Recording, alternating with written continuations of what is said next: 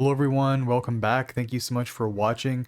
So I had a video that I posted yesterday that went through how I was able to achieve rank 1, and I noticed the video was getting some attention, some views. I wanted to expand upon it just a little bit. I do not believe I did the best job initially in explaining specifically how I went through Mythic. I did present two of the main deck lists that I used, so perhaps this video can be used in conjunction with that one. So really you can use both of them in a sense, but this one I really wanted to work my way down specifically how you can get to Arena. What are the strategies that I employ to do so? I'm sorry, to get Mythic in Arena. So my tips for getting Mythic in Arena, and doesn't matter what rank you are currently at, they will work all the way up. First one is play aggressive decks. This is not everyone's favorite. That's not to say that you cannot achieve Mythic with a control or a mid-range deck. You most certainly can. In fact, mono black mid-range right now is one of the better decks you can play, but the deck does tend to play a little more aggressively. The matches are a bit quicker.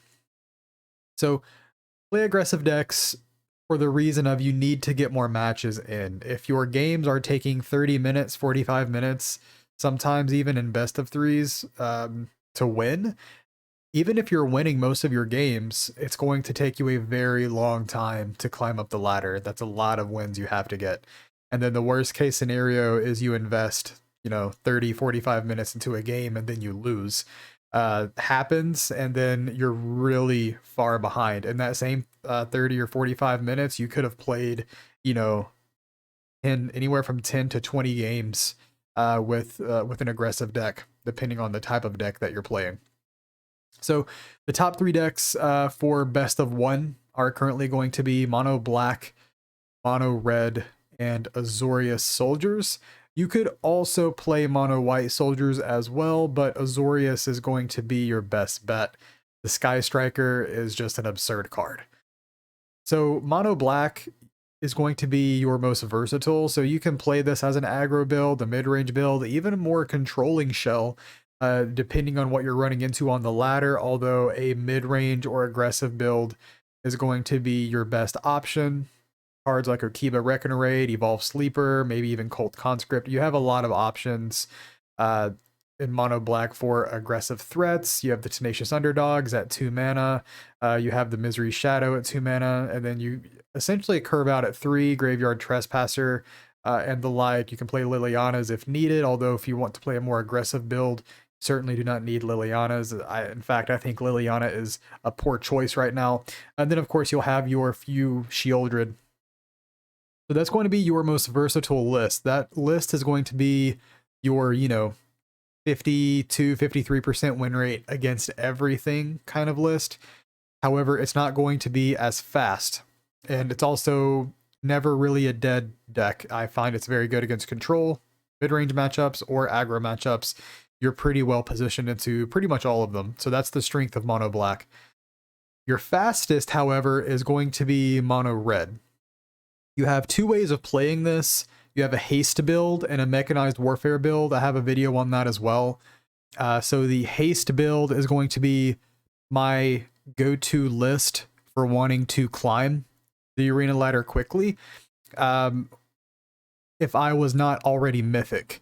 Getting into Mythic, however, the mechanized warfare list is looking to be just a little bit better for the reason of it has a bit of a control aspect to it, and you run up against a lot of soldiers and other mono red matchups. So having mechanized warfare and in the festivities combo is something that's going to be extremely important. So that's going to be your fastest option. But there are a few different ways you can play that as well. I believe the best deck for best of 1 overall, it's going to be your most powerful choice, is going to be Azorius Soldiers. The deck can pretty much end the game in 1 turn, sometimes 2 turns, once they get their setup. Sky Striker allows you to play a long game with an aggressive deck. It allows you to draw a lot of cards. You can create a lot of tokens to continuously have soldiers to tap for your Sky Striker to draw cards. The card really is absurd. It's essentially the only reason to play Azorius, apart from, you know, maybe you want a counterspell, or perhaps you like playing the Denix as well. The 2/3 lifelink can be very good into mono red, obviously. But for the most part, it's just the Sky Striker. That card is absurdly powerful. So play aggressive decks because you need to get more matches in. You only have a month to get to Mythic. This season, I was able to achieve it extraordinarily fast. I got there, I think, within, you know, about maybe 8 hours total playtime. It was just day 3 or 4. I sat down to play and I just got Mythic across those 2 days. I had a little bit of time on my hands from the holiday season and I was able to just do it. So, but your experience may vary, obviously. Okay, tip number 2. So, do you play best of 1 or traditional? So it depends on your win rate. Best of 1 does have a hand smoother, though. That hand smoother is going to favor the more aggressive decks. It's going to give you a slightly better curve out over the long term, meaning you're more likely to hit the, you know, your 1-drop into 2-drop into 3-drop kind of situation. You're more likely to hit that in a best of 1 game with an aggressive deck that has less mana in it. That's going to be probably your best option for climbing the ladder very quickly. With that being said, I've hit the ladder playing only best of 3s. I've hit the ladder playing only best of 1s, and I've hit the Mythic ladder, I should say, playing a combination of the two. I've made it to Mythic using all 3 methods, one or the other, or a combination. It really doesn't matter. So what you'll find, though, is that traditional games is you'll sometimes play 3 games, and even if you win, you only get 2 ladder points, but you played 3 games. You know, one of those you would have lost, but that takes 3 games for only 2 points. Whereas, you know, if you have a really good win rate with a deck and you're running hot, that could have been 3 games for 3 points. It just depends. And worst case scenario, you play up against a control deck or something and the game takes 45 minutes and they win, and now all of a sudden you lost 2 points in 45 minutes. If you played best of 1, those 2 losses would have happened in 5 minutes and you would have saved yourself so much more time.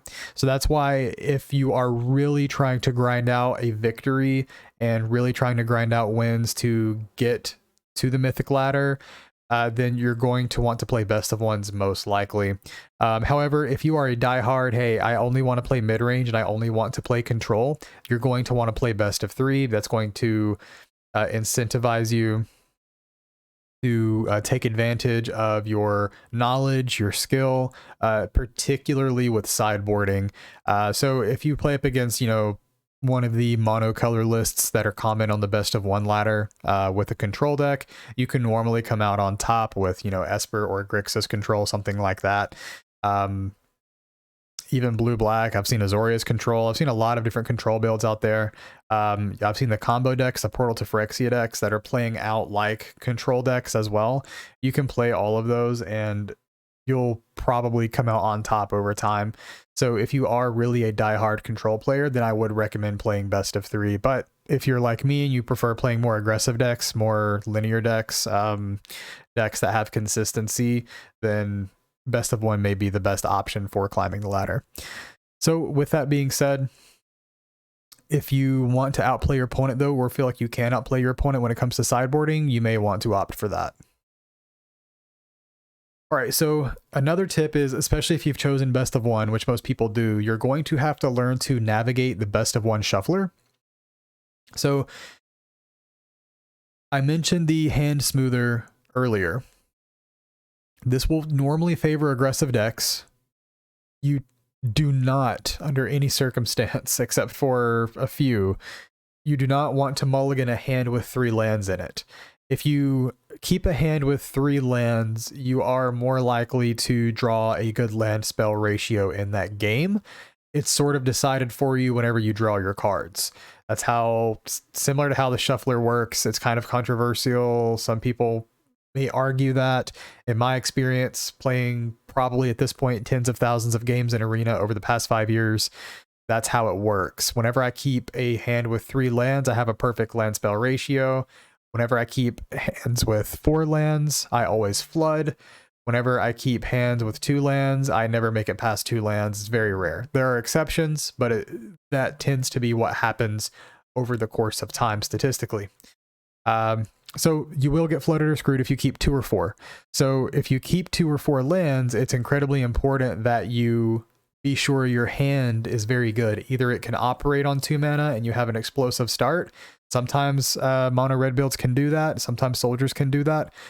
4 lands, if you have an insane opening, if your other 3 cards are really good and line up well, maybe they're 1, 2, 3, perfect curve out, then you can keep it there, but you're going to rely on those cards to win the game because you're probably not playing anything else other than what's in your hand.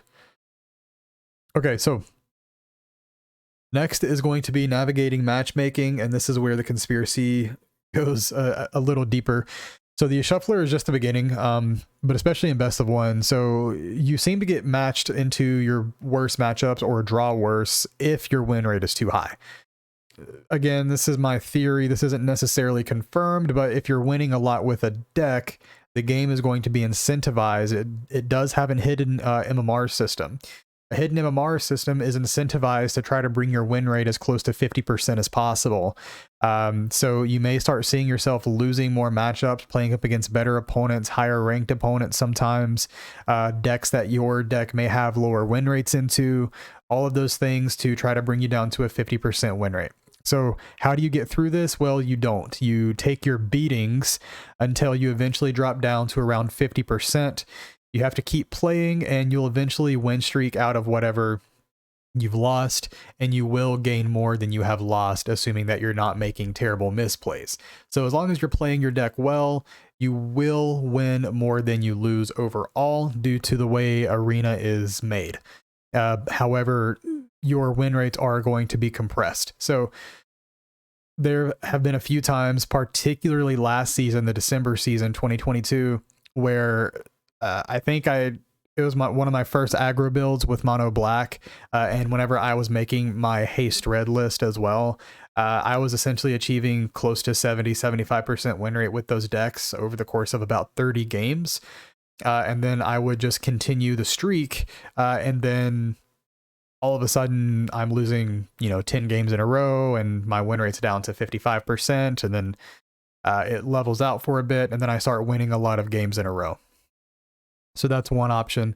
Another one is you can swap decks that will partly negate the win rate situation, or it'll at least give you different matchups to kind of freshen it up for yourself a bit. So that's another option that you have. All right, and our final tip here is to simply concede. So you do not want to waste time. Time is precious, especially whenever you are trying to get in those best of 1 matches on the ladder. So if you've lost, save yourself some time, go next. My average match in best of 1s is 2 to 3 minutes, probably closer to 2 minutes, sometimes less than that even, just so you have a reference. You only want to continue the match if you have a legitimate valid chance to win. So if your opponent's at 3 life and you still have lightning strikes in your deck, if your opponent's at 2 life and you can draw a play with fire, if your opponent's at 2 life and you can play a Shieldred to deal direct damage, or an Invoke to spare and deal direct damage. If you have outs, of course, play to win. You may draw those. More often than not, you will not draw those, but if you do have outs, you want to continue playing. Don't become too gung-ho about conceding immediately. However, if you truly have no outs, your mono black opponent, played cut down on turn 1, turn 2, they go for the throat your creature, they play a graveyard trespasser, and then a Shieldred, and you're mono red. You're not dead, but you're effectively dead, right? Just concede, move on to the next one, make that match, 1 minute or less if you can. Over the course of a season, that's going to buy you significant time, possibly hours worth of matches, just because you took that extra time to concede.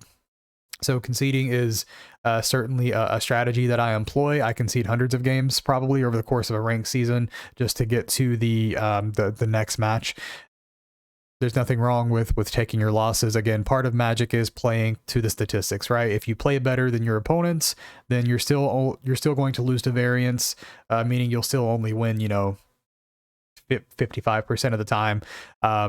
You can win more than that depending on the decks you play. Once you get to the Mythic ladder, you can increase your win rate playing better decks, because you're not as obsessed with conceding unless you're trying to go for rank 1. But if you are trying to make a mythic grind or a rank 1 grind, you need to get in as many matches as possible. So conceding is advised. Okay, so that's all the tips that I had for today. You can use this in conjunction with the video where I explain how I got rank 1 mythic. I go through the specific 2 deck lists that I used. With these in mind, it really is just, you know, continue trying. You'll get better over time. Your play will get better. You'll understand your deck a lot better. You'll start to recognize patterns, things your opponents play, what to look out for. Like now it's just instinctual that I know on turn 4 I'm getting Wandering Emperor every time. So just keep those things in mind, and you can learn how to play around them. So I hope you enjoyed this video. If you have any questions, you can always feel free to leave them down in the comments, and I will certainly get back to you.